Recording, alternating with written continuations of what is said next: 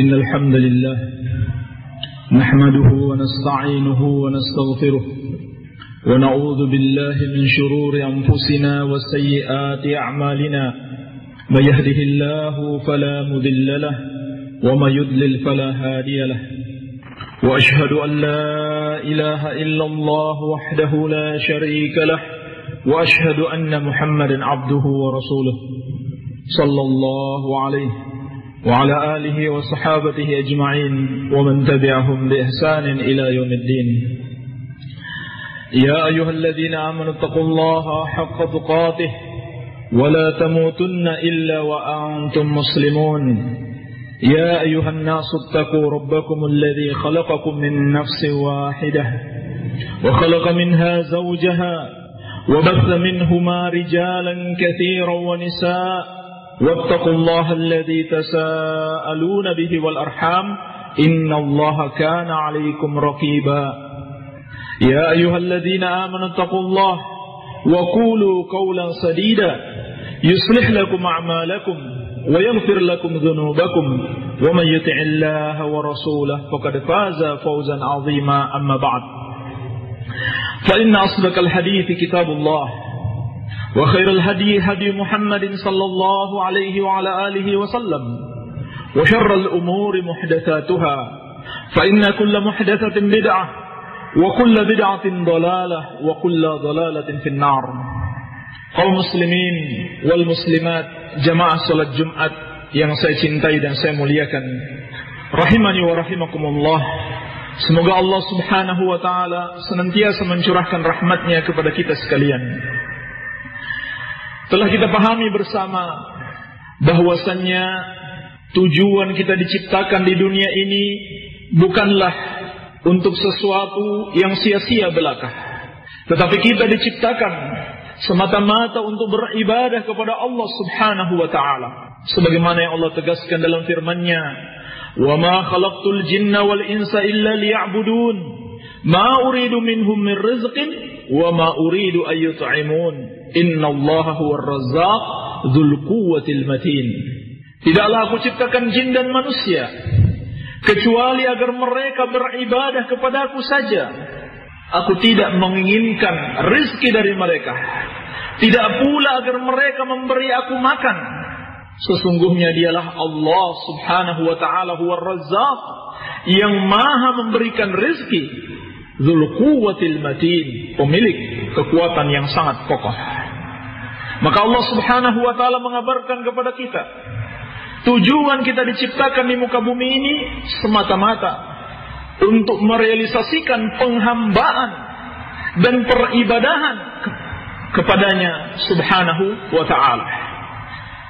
Dan yang dimaksud dengan penghambaan atau dengan peribadahan bukanlah sekedar kita beribadah kepada Allah subhanahu wa ta'ala, bukan sekedar kita menyembah Allah subhanahu wa ta'ala, tetapi harus kita yakin pertama sekali yang berhak disembah hanyalah Allah subhanahu wa ta'ala.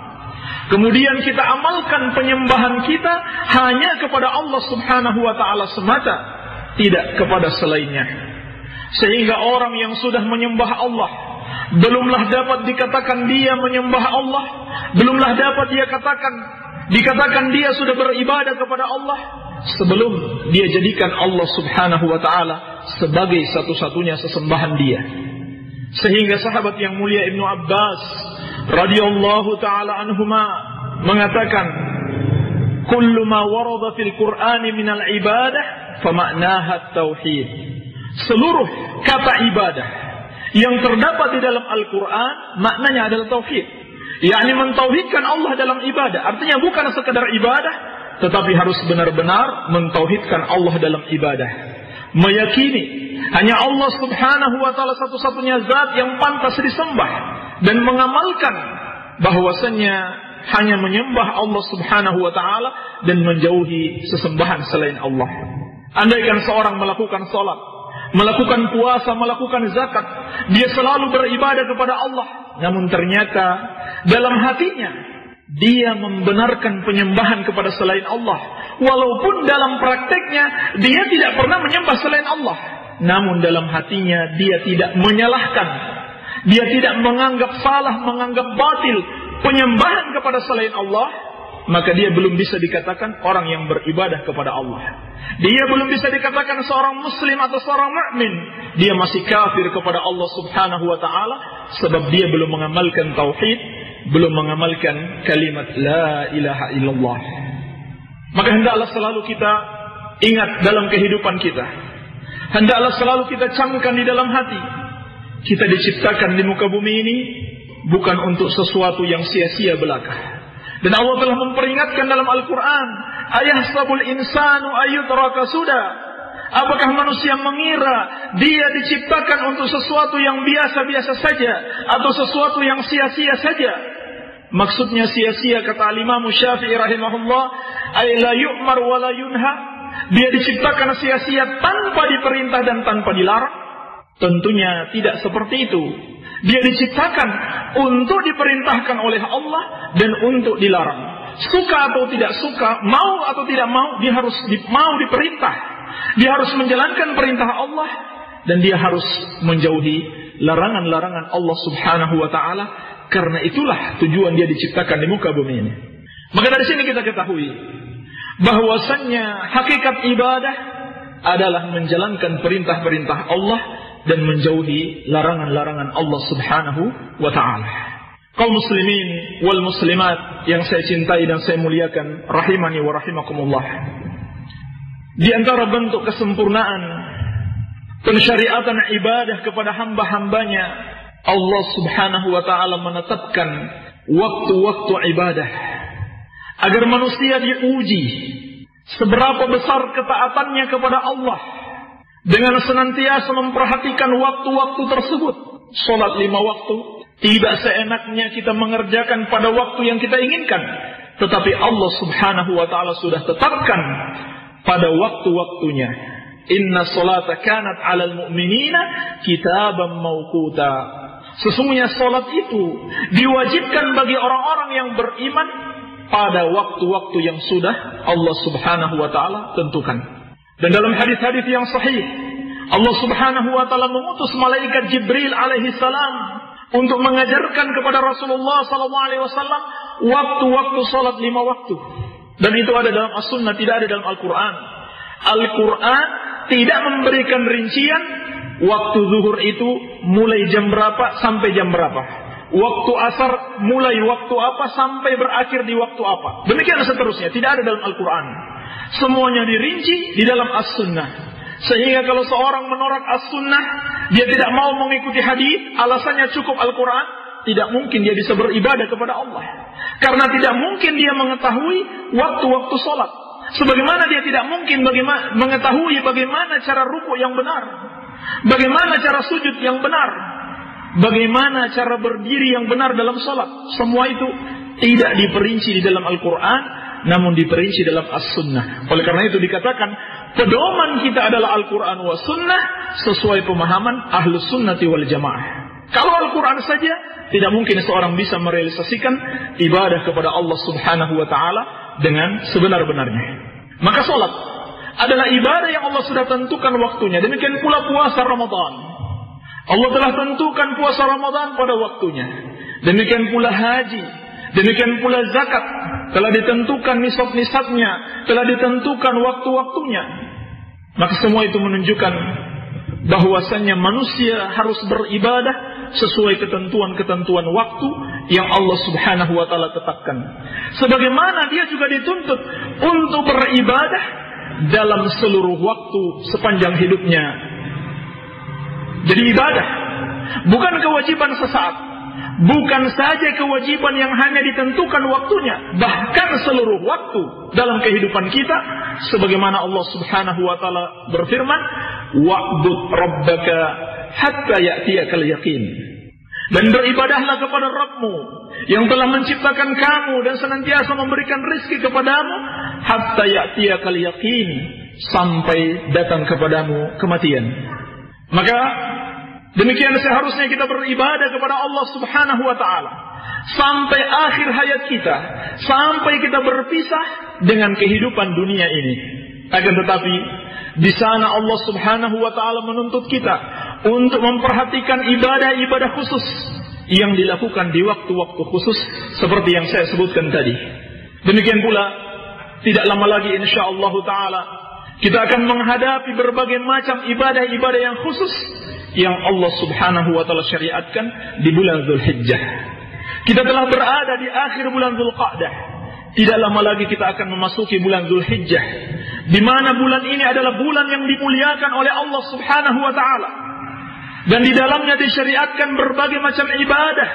Hendaklah seorang muslim memperhatikan. Dan pertama sekali dia harus mempelajari hukum-hukum ibadah-ibadah yang terkait dengan bulan Dzulhijjah. Tentang keutamaan bulan Dzulhijjah telah Allah kabarkan di dalam Al-Quran dalam sumpahnya, wal fajr walayalin ashr, demi waktu fajar dan demi malam yang 10. Para ulama atau kebanyakan ulama ahlu tafsir menjelaskan malam yang 10 yang dimaksudkan adalah 10 awal di bulan Dzulhijjah. Sebagaimana dikatakan Al-Imam Ibnu Katsir rahimahullahu taala, al-layali al-ashr al-muradu biha ashrun min Dzulhijjah, kama qalahu Ibnu Abbas wa Ibnu Zubair wa Mujahid wa ghairu wahidin min as-salaf wal khalaf. Kata Imam Ibnu Katsir rahimahullahu taala, 10 malam yang Allah gunakan untuk bersumpah dalam surat Al-Fajr maksudnya adalah 10 malam di bulan Dzulhijjah. 10 hari pertama di bulan Dzulhijjah, sebagaimana dikatakan Ibnu Abbas, Ibnu Zubair, Mujahid dan selainnya dari kalangan ulama salaf dan ulama khalaf. Walaupun ada penafsiran-penafsiran yang lain juga yang dimaksud dengan 10 malam Dzulhijjah, namun banyak juga ulama mengatakan maksudnya adalah 10 malam di bulan Dzulhijjah. Dan kalau dikatakan 10 malam dalam bahasa Arab itu sudah mencakup 10 harinya juga.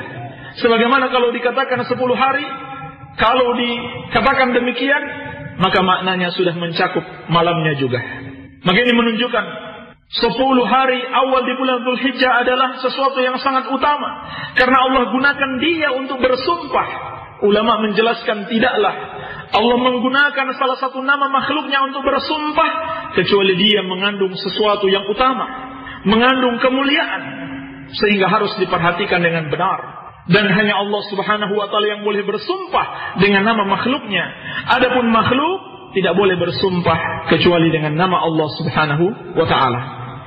Dan juga Nabi sallallahu alaihi wasallam telah menjelaskan dalam sebuah hadis yang diriwayatkan oleh Imam Al-Bukhari dan At-Tirmidzi dari sahabat yang mulia Ibnu Abbas radhiyallahu taala anhuma, kata Nabi sallallahu alaihi wasallam, "Ma min ayyamin al-amalu salih fihinna ahabbu ila Allah min hadhihi al-ayyam al-ashr." Qalu ya Rasulullah walal jihad fi sabilillah? Faqala Rasulullah sallallahu alaihi wasallam, walal jihad fi sabilillah illa rajulun kharaja bi nafsihi wa malihi wa lam yarji min dzalika bi syai'in. Kata Nabi sallallahu alaihi wasallam, tidaklah ada hari-hari di mana amalan saleh yang dikerjakan pada hari-hari tersebut lebih Allah Subhanahu wa taala cintai melebihi amalan-amalan saleh yang dikerjakan pada 10 hari pertama di bulan Dzulhijjah. Para sahabat bertanya, tidak juga melebihi jihad di jalan Allah Subhanahu wa taala ya Rasulullah? Kata Nabi sallallahu alaihi wasallam, iya, jihad fi sabilillah itu tidak melebihi amalan-amalan yang dilakukan pada waktu tersebut. Kecuali kata Nabi sallallahu alaihi wasallam, seorang yang pergi berjihad dengan dirinya dan hartanya sekaligus, lalu tidak ada satupun yang kembali, yakni dia syahid di jalan Allah Subhanahu wa taala dan hartanya semua habis digunakan untuk berjihad di jalan Allah Subhanahu wa taala. Menunjukkan ini adalah amalan yang utama yang harus kita pergunakan waktu ini dengan sebaik-baiknya. Berapa lama sih kita akan hidup dalam kehidupan dunia ini? Tentu kita pahami kehidupan kita di dunia sangat singkat sekali. Maka jangan kita sia-siakan waktu-waktu yang utama, waktu-waktu yang mulia yang sengaja Allah Subhanahu wa taala berikan untuk kita untuk lebih mendekatkan diri kepadanya, dan mudah-mudahan dengan itu dosa-dosa kita diampuni dan dihapuskan oleh Allah Subhanahu wa taala. Oleh karena itu, ulama kita telah menjelaskan sebagaimana dalil-dalil Al-Qur'an was sunnah sejumlah amalan-amalan yang disyariatkan pada bulan tersebut. Di antaranya yang pertama, al-iktsar minal amali salihah. Pada bulan ini hendaklah kita memperbanyak amalan-amalan saleh. Yakni semua amalan yang dikatakan amal saleh hendaklah kita perbanyak. Apakah itu salat sunnah, apakah itu puasa sunnah, dan juga amalan-amalan saleh yang lainnya seperti bersedekah, berdakwah, menuntut ilmu, dan lain sebagainya. Berdasarkan dalil tadi yang kita sebutkan, amal saleh yang paling dicintai Allah adalah dilakukan pada 10 hari pertama bulan Dzulhijjah, kecuali orang yang berjihad di jalan Allah, kemudian dia syahid dan seluruh hartanya habis. Dan juga disebutkan dalam riwayat yang lain, yang diriwayatkan oleh Imam Ad-Darimi dan juga Al-Baihaqi dalam Syu'abul Iman dari Ibnu Abbas radhiyallahu ta'ala anhuma, Nabi sallallahu alaihi wasallam berkata, "Ma min amalin azka 'inda Allah wa la a'zamu ajran min khairin ya'maluhu fi ashril adha." Tidaklah ada satu amalan yang lebih suci di sisi Allah dan lebih besar pahalanya di sisi Allah melebihi satu kebaikan yang dilakukan oleh seseorang pada 10 hari pertama di bulan Dzulhijjah. Maka jangan kita sia-siakan. Hendaklah kita ambil peluang ini. Kita bersungguh-sungguh untuk mendekatkan diri kepada Allah Subhanahu wa taala di 10 hari pertama di bulan Dzulhijjah. Dan tentunya amalan yang paling utama atau di antara amalan yang paling utama yang harus kita lakukan adalah bertobat kepada Allah Subhanahu wa taala. Memohon ampun atas semua dosa-dosa yang kita kerjakan, sehingga amalan-amalan saleh kita yang lainnya pun insyaallah taala menjadi lebih berkah dan diterima oleh Allah Subhanahu wa taala. Ini yang pertama. Seluruh amal kebaikan, apakah yang sudah biasa kita lakukan atau belum kita lakukan, hendaklah kita lakukan. Kita berusaha melakukannya di awal bulan Dzulhijjah atau di 10 hari bulan Dzulhijjah, dan tentunya diharapkan ini akan membuat kita terbiasa melakukan amal-amal soleh, sehingga insyaallah taala setelah melewati 10 Dzulhijjah kita terbiasa melakukan amal-amal soleh tersebut dan jangan kita tinggalkan. Yang kedua, yang bisa kita amalkan atau termasuk ibadah khusus di bulan Dzulhijjah adalah al-hajj wal umrah, melaksanakan ibadah haji dan umrah. Ini adalah termasuk kewajiban yang sangat mulia sekali, kewajiban yang sangat tinggi, termasuk rukun dari rukun-rukun Islam. Barang siapa yang mengingkari kewajiban haji dan umrah, ulama seluruhnya sepakat dia kafir, murtad dari Islam. Dan barang siapa yang sudah memiliki kemampuan harta dan memiliki kemampuan badan, dia sehat badannya, demikian pula wanita, dia memiliki mahram yang bisa mengantarnya, maka wajib atasnya untuk segera melakukan ibadah haji. Jangan dia tunda-tunda. Jangan sampai dia mengikuti bisikan syaitan untuk menunda-nunda melakukan ibadah haji. Kadang setan membisikkan, dia mengatakan, kamu belum dipanggil oleh Allah Subhanahu wa taala. Padahal setiap hari ayat-ayat Al-Quran dan sunnah Rasulullah SAW memanggil-manggil dia untuk melakukan ibadah haji. Maka bagi siapa yang sudah memiliki kemampuan, wajib atasnya untuk bersegera melakukan ibadah haji. Apalagi kita tidak tahu harta yang kita miliki hari ini akan terus bersama kita sampai tahun depan dan tahun berikutnya lagi. Mungkin hilang, mungkin terpakai, sehingga pada akhirnya untuk naik haji sudah tidak tersisa harta lagi. Allah Subhanahu wa taala telah mengingatkan, al-hajju ashhurum ma'lumat. Haji itu diwajibkan pada hari-hari yang sudah ditentukan, yakni dimulai dari bulan Syawal, bulan Dzulhijjah sampai bulan Dzulqa'dah sampai 10 hari di awal bulan Dzulhijjah. Ini waktu-waktu untuk melaksanakan haji yang tidak mungkin kita melakukan haji di bulan-bulan selainnya. Demikian pula melakukan umrah. Umrah diwajibkan sepanjang tahun. Bagi siapa yang belum melakukan umrah, wajib atasnya untuk melakukan umrah sepanjang tahun. Namun sangat baik juga kalau dia melakukan umrah dirangkaikan dengan haji, sehingga hajinya menjadi haji tamattu'. Dan ini adalah salah satu bentuk haji yang paling afdal menurut sebagian ulama. Karena itulah yang ingin dilakukan oleh Rasulullah sallallahu alaihi wasallam. Dan pahala yang sangat besar Telah dijanjikan oleh Rasulullah sallallahu alaihi wasallam bagi siapa yang melakukan haji dan umrah, sebagaimana hadis Abi Hurairah radhiyallahu anhu dalam riwayat Bukhari dan Muslim, kata Nabi sallallahu alaihi wasallam, al-umratu ila al-umrah kaffaratun lima bainahuma wal hajjul mabrur laisa lahu jazaa'un illa al-jannah. Melakukan umrah sampai melakukan umrah berikutnya adalah penghapus dosa yang terjadi di antara kedua umrah tersebut. Dan haji mabrur tidak ada balasannya kecuali al-jannah, kecuali surga yang penuh dengan kenikmatan. Dan ulama menjelaskan apa yang dimaksud dengan haji mabrur. Haji mabrur itu maksudnya adalah haji yang minimal memenuhi 3 syarat. Syarat yang pertama, dia lakukan ikhlas semata-mata karena Allah subhanahu wa ta'ala dan dibangun di atas tauhid yang murni, tidak mengandung kesyirikan sedikit pun, dan juga tidak mengandung keinginan-keinginan selain mencari keridhaan Allah subhanahu wa ta'ala, seperti agar status sosialnya naik, agar bisa dipanggil Pak Haji, agar bisa dipanggil Bu Haji. Ini semuanya merusak ibadah haji yang dia kerjakan. Karena syarat ibadah harus ikhlas semata-mata karena Allah, sebagaimana sabda Nabi sallallahu alaihi wasallam, innamal a'malu binniyat wa innamal likulli imri'in ma nawa.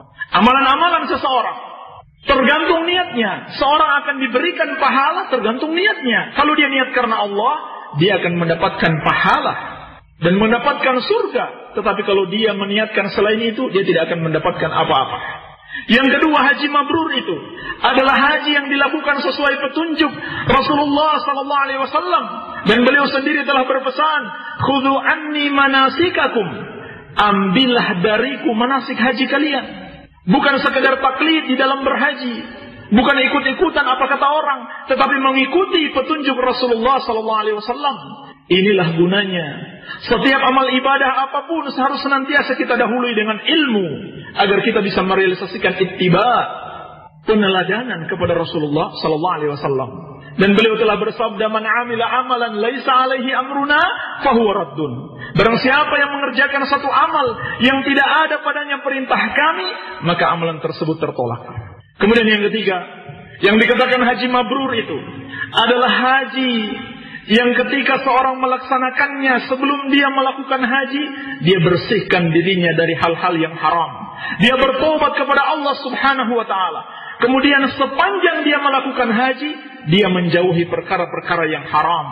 Di antara yang haram bagi wanita kalau dia mau naik haji adalah dia tidak boleh melakukan safar tanpa ditemani mahramnya.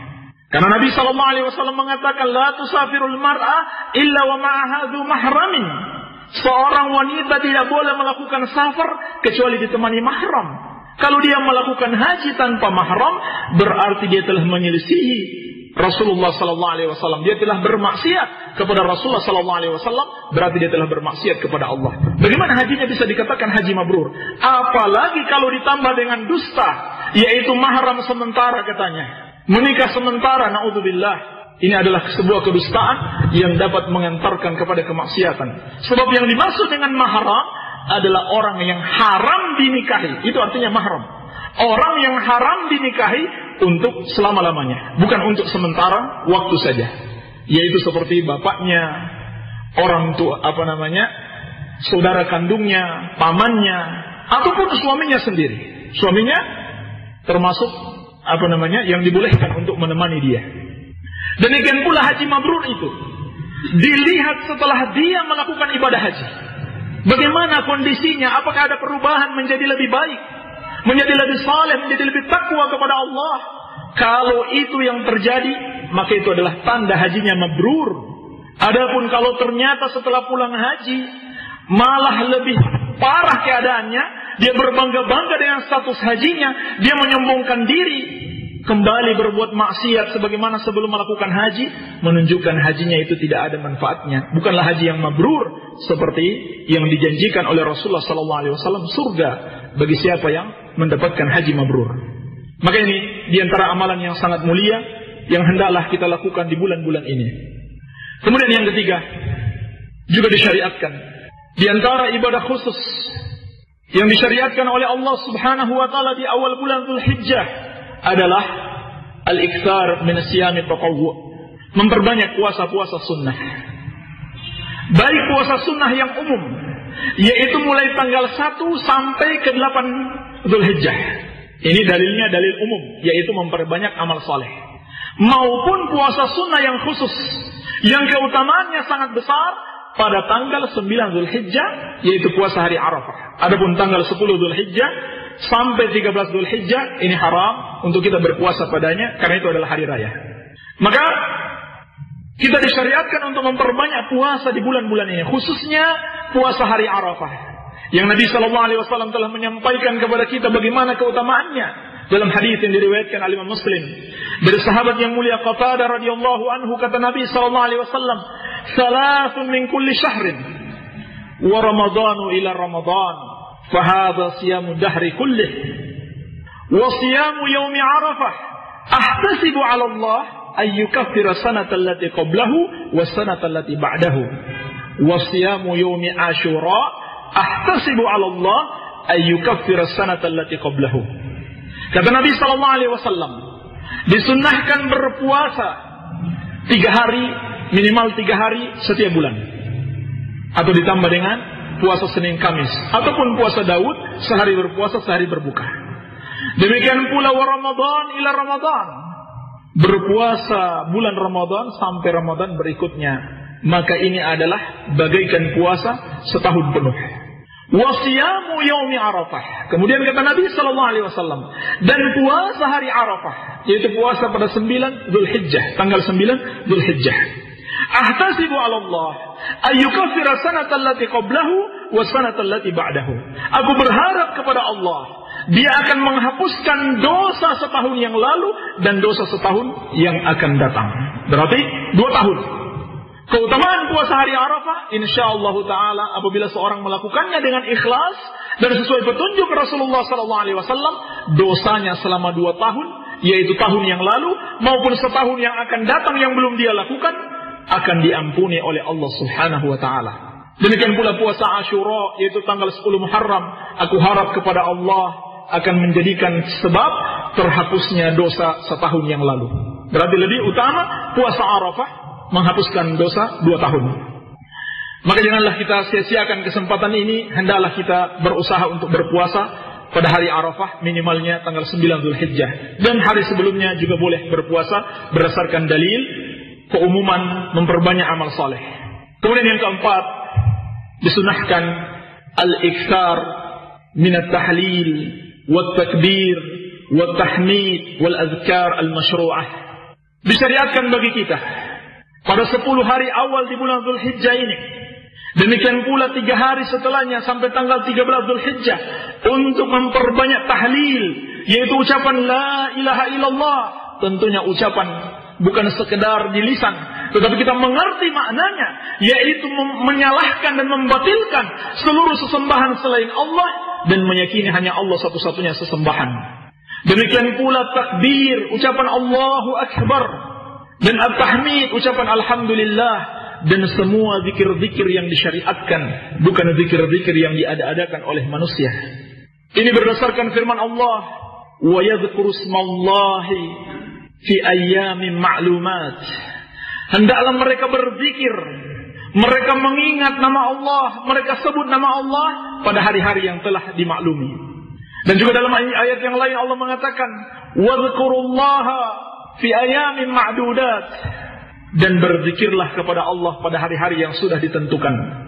Al-Imam Al-Bukhari meriwayatkan, Ibnu Abbas radhiyallahu ta'ala anhu mengatakan, wadhkurullaha fi ayamin ma'lumat ayyamul ashr. Maksudnya berzikir kepada Allah pada hari-hari yang sudah dimaklumi adalah 10 hari pertama di bulan Dzulhijjah. Adapun al-ayyam al-ma'dudat, perintah berzikir kepada Allah pada hari-hari yang sudah ditentukan adalah ayyamut tasyrik, hari-hari tasyrik, yaitu tanggal 11, 12, 13 Dzulhijjah. Berarti di sini ada 13 hari, 10 hari pertama dan 13 hari berikutnya sampai 13 Dzulhijjah. Dan juga telah disabdakan oleh Nabi sallallahu alaihi wasallam dalam hadis yang diriwayatkan oleh Imam Ahmad dari Ibnu Umar radhiyallahu taala anhuma, kata Nabi sallallahu alaihi wasallam, ma min yaumin aw ma min ayyamin a'zamu 'inda Allah wa ahabbu ilaihi al-amalu salih fihinna min hadhihi al-ayyam al-ashr. Fa'akthiru fihinna min at-tahlil wat-takbir wat-tahmid.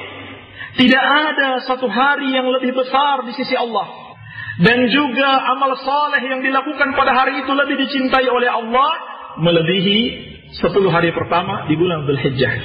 Maka kata Nabi sallallahu alaihi wasallam, perbanyaklah mengucapkan tahlil la ilaha illallah, perbanyaklah bertakbir Allahu akbar, dan perbanyaklah tahmid alhamdulillah pada hari-hari tersebut. Dan ulama menjelaskan, khususnya di dalam bertakbir, hendaklah dikeraskan dan dilakukan pada setiap keadaan, apakah di tempat-tempat umum, di rumah, demikian pula di masjid. Sebagaimana yang diriwayatkan al-Imam al-Bukhari, kana Ibnu Umar wa Abu Hurairah radhiyallahu anhuma yakhrujani ila as-suqi fi ayyamil 'ashr yukabbirani wa yukabbiru an-nasu bi takbirihima, wa kana Muhammad bin Ali kabbara aw yukabbiru khalfan nafilah. Kata Imam Al-Bukhari rahimahullahu taala, dahulu Ibnu Umar dan Abu Hurairah, semoga Allah meridhoi keduanya, keluar ke pasar pada hari pertama atau 10 hari pertama bulan Dzulhijjah, yukabbirani, dalam keadaan bertakbir, wa yukabbirun nas bi takbirihima, dan manusia juga mengikuti takbir mereka berdua. Artinya semuanya bertakbir, memuji dan membesarkan Allah Subhanahu wa taala. Wa kabbara Muhammad bin Ali khalfan nafilah, dan Muhammad bin Ali bertakbir setiap selesai salat sunnah. Dan ulama menjelaskan, takbir di sini ada 2 macam. Ada takbir mutlak dan takbir muqayyad. Takbir mutlak maksudnya takbir yang umum, yang dilakukan mulai tanggal 1 Dzulhijjah sampai tanggal 13 Dzulhijjah. Yakni kapan saja kita lakukan, di waktu mana saja, tidak terikat dengan waktu. Dan juga yang kedua ada takbir muqayyad, takbir yang terikat dengan waktu, yaitu waktu sholat 5 waktu.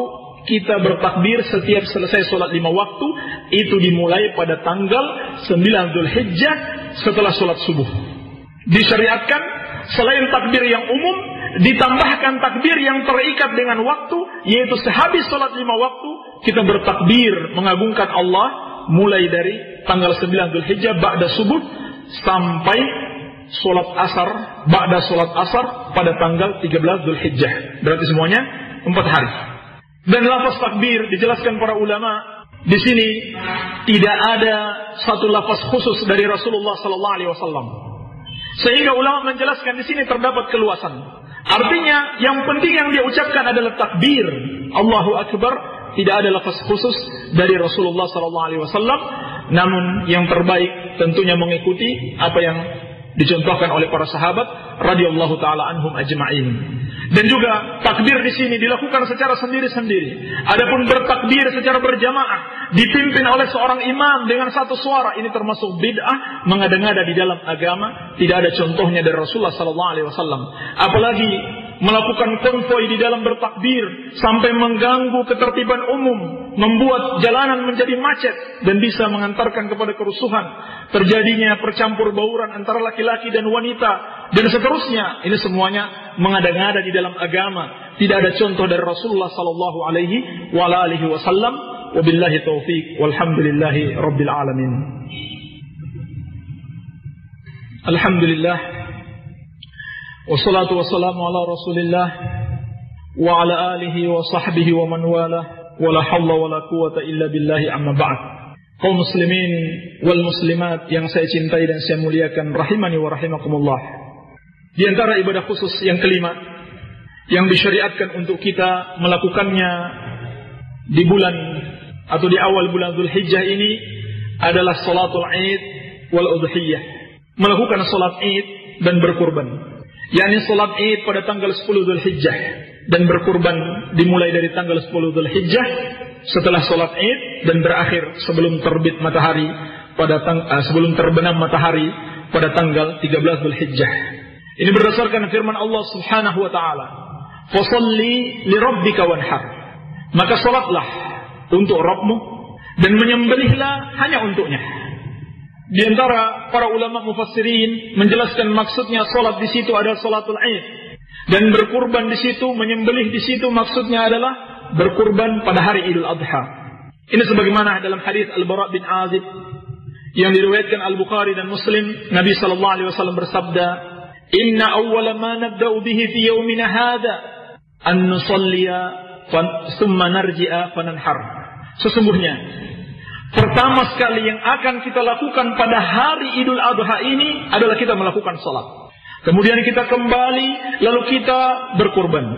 Faman fa'ala dzalik faqad asaba sunnatana. Maka barang siapa yang melakukan hal itu, sungguh dia telah mengikuti sunnah kami, yakni sunnah Rasulullah sallallahu alaihi wasallam. Wa man dzabaha qabla an yusalliya fa innama huwa lahmun ajjalahu li ahli wa laysa minan nusuki bi syai'in.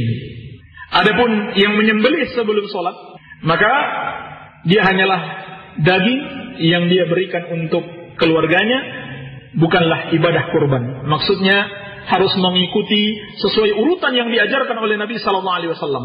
Salat dulu, kemudian mendengarkan khutbah, kemudian setelah itu baru menyembelih. Bukan menyembelih dulu baru salat. Ini menunjukkan hal ini disyariatkan atas kita. Dan bahkan ulama kita mengatakan, amalan harta yang paling besar adalah kurban. Sedangkan amalan badan yang paling besar adalah salat. Sehingga Allah sebutkan secara bersamaan, "Fasholli li rabbika wanhar." Maka salatlah untuk Rabbmu dan menyembelihlah hanya untuk Rabbmu. Sebab salat adalah bukti penghambaan yang sangat agung kepada Allah Subhanahu wa taala. Sebagaimana juga menyembelih adalah tanda peribadahan seseorang kepada Allah Subhanahu wa taala.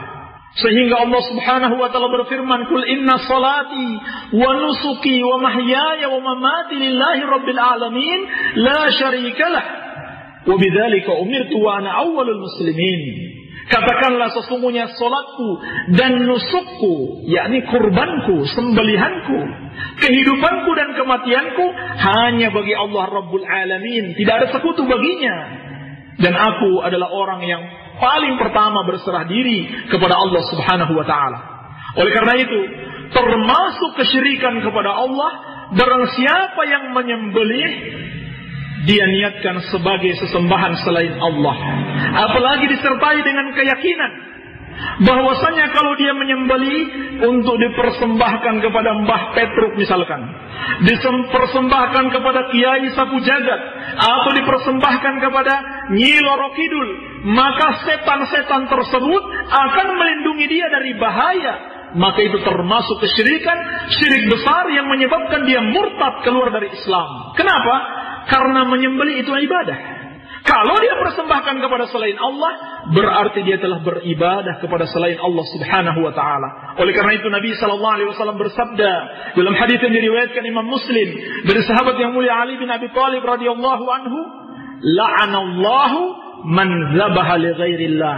Allah melaknat orang yang menyembelih untuk selain Allah Subhanahu wa taala. Apalagi ada keyakinan bahwa setan-setan penunggu suatu gunung atau penunggu satu laut itu dapat melindungi dia dari bahaya. Padahal hanya Allah Subhanahu wa taala yang mampu melindungi dia dari bahaya, yang bisa memberikan manfaat kepadanya serta bisa menghilangkan kemudaratan darinya. Bukanlah makhluk-makhluk yang sama-sama juga diciptakan oleh Allah dan sama-sama membutuhkan pertolongan Allah Subhanahu wa taala. Kemudian yang terakhir, di antara yang sangat ditekankan untuk kita lakukan pada awal-awal bulan Dzulhijjah ini adalah al-iktsar min adz-dzikri wad-du'a fi yaum Arafah, wa khassatan lil hujjaj. Memperbanyak zikir dan doa pada hari Arafah, dan lebih khusus lagi, lebih ditekankan lagi pada jamaah haji. Sehingga jamaah haji tidak disyariatkan untuk berpuasa. Puasa pada 9 hari, pada hari ke-9 itu khusus bagi selain jamaah haji. Adapun bagi jamaah haji tidak disyariatkan berpuasa agar mereka bisa lebih banyak berdoa dan berzikir pada hari tersebut. Kenapa? Karena ini adalah hari yang sangat mulia, hari yang sangat utama, yang Allah muliakan hamba-hambanya pada hari tersebut. Diriwayatkan oleh Imam Muslim dari Ummul Mukminin Aisyah radhiyallahu anha, Nabi sallallahu alaihi wasallam bersabda, "Ma min ayyamin aktsara min an yu'tiqallahu fihi 'abdan minan nar min yaumi Arafah. Wa innahu la yadnu wa yubahi bihimul malaikah fayaqulu madza arada haula. Kata Rasulullah sallallahu alaihi wasallam, tidaklah ada satu hari yang lebih banyak Allah Subhanahu wa taala bebaskan hambanya dari neraka melebihi hari Arafah. Jadi hari Arafah adalah hari yang paling banyak Allah bebaskan pada hari tersebut hamba-hambanya dari siksa api neraka. Maka pantas untuk kita memperbanyak doa, memohon perlindungan kepada Allah Subhanahu wa taala dari azab neraka. Bahkan kata Rasulullah sallallahu alaihi wasallam, Allah mendekat pada hari itu dan Allah banggakan hamba-hambanya yang beribadah kepadanya di depan para malaikat.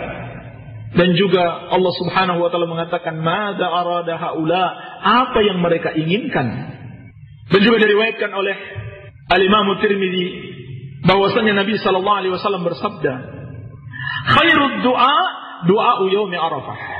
Wa khairu ma qultu ana wan nabiyyuna min qabli, la ilaha illallah wahdahu la syarikalah, lahul mulku wa lahul hamdu wa huwa ala kulli syai'in qadir." Kata Nabi sallallahu alaihi wasallam, sebaik-baik doa adalah doa yang dipanjatkan pada hari Arafah. Mudah-mudahan hadis ini tidak saja berlaku bagi orang-orang yang melakukan ibadah haji, tetapi juga berlaku bagi kita insyaallah taala yang mungkin belum sempat melakukan ibadah haji. Kata Nabi sallallahu alaihi wasallam, sebaik-baik doa adalah doa yang dipanjatkan pada hari Arafah, yaitu pada tanggal 9 Zulhijjah. Dan sebaik-baik zikir yang aku ucapkan dan juga diucapkan para nabi sebelumku adalah la ilaha illallah wahdahu la syarikalah, lahul mulku wa lahul hamdu wa huwa ala kulli syai'in qadir. Namun hendaklah selalu kita ingat, berzikir itu bukanlah sekedar ucapan dengan lisan tanpa dipahami maknanya, tanpa direnungkan dan tanpa diamalkan. Zikir yang dimaksud di dalam Al-Quran wa Sunnah adalah kita ucapkan dengan lisan, kita pahami maknanya dengan baik dan kita amalkan dalam kehidupan kita sehari-hari. Semoga Allah Subhanahu wa taala menolong kita dan membantu kita untuk selalu beramal saleh, baik pada 10 hari pertama di bulan Zulhijjah maupun sepanjang hidup kita. Subhanakallahumma wa bihamdika asyhadu an la ilaha illa anta astaghfiruka wa atubu ilaik. Wa sallallahu ala nabiyyina Muhammadin wa alihi wa sallam wa akhiru da'wana anil hamdulillahi rabbil alamin.